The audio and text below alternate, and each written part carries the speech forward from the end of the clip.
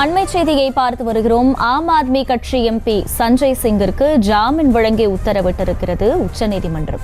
கூடுதல் விவரங்களை செய்தியாளர் மதியழகன் வழங்க கேட்கலாம். மதி, வணக்கம். முழு விவரங்கள் என்ன?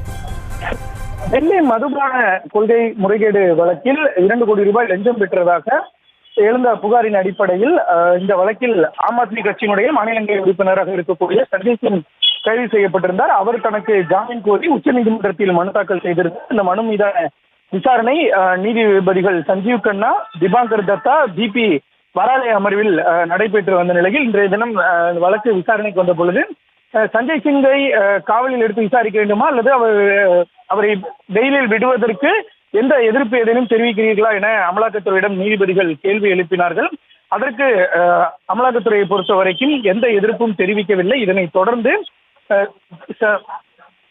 சஞ்சய் சிங்கிற்கு ஜாமீன் வழங்கி உச்சநீதிமன்றம் உத்தரவிட்டு இருக்கிறது. அதாவது அமலாக்கத்துறை வழக்கில் சமீபத்தில் கைது செய்யப்பட்ட நபர்களில் முதல் முறையாக சஞ்சய் சிங்கிற்கு மட்டுமே ஜாமீன் கிடைத்திருப்பது குறிப்பிடத்தக்கது.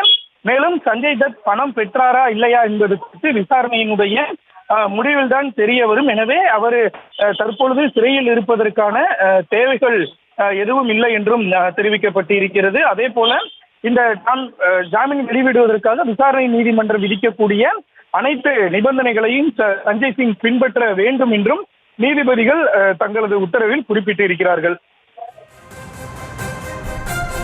முழு விவரங்களுக்கு நன்றி மதியழகன். செய்திகளை உடனுக்குடனும் துல்லியமாகவும் தெரிந்து கொள்ள சப்ஸ்கிரைப் பண்ணுங்க.